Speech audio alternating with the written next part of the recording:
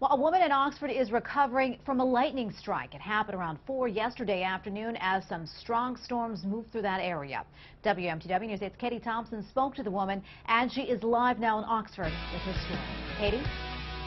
Hi, Gracie and Steve. We're here on King Street in Oxford. This is a street that saw some real severe weather last night. You can see some limbs are still on the ground this morning. Now, the National Weather Service says in a lifetime you have a 1 in 12,000 chance of being struck by lightning. But for the woman who lives in that house behind me, that one chance happened last night. I ran outside to get my daughter's bike, and then I heard like the loud crash, like thunder, and then I blacked out, hit the ground. An Oxford County woman is recovering at home tonight after being struck by lightning. The woman, who asked not to be identified for an unrelated personal matter, says she remembers very little about it. The ground felt like it was giving way, and then I was out. When she finally came to, she made it back inside and called her mom. She was taken by ambulance to Stevens Memorial Hospital in Norway, treated and released hours later. Neighbors in the area are cleaning up today. The fast-moving storm knocking down large trees and power lines.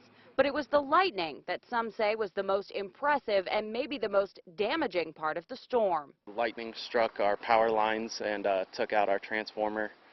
And it was all over in about 10-15 minutes. Just one strike of lightning contains 300 million volts. It can strike up to 10 miles away from a storm. So how often does Oxford Fire Rescue respond to a report of lightning striking a person? It's pretty rare. It's pretty rare.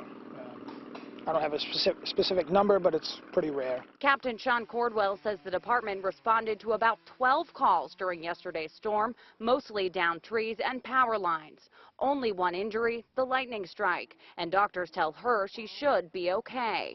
But they are having her watch for symptoms that could indicate more. If I got more headaches or just felt too dizzy or woozy to go back in. Fire captain couldn't confirm whether or not that lightning struck the house itself. He said no evidence really pointed to that, so they assume it struck somewhere in the area around here, energizing the ground below that woman. We are live in Oxford tonight. I'm Katie Thompson, WMTW News 8.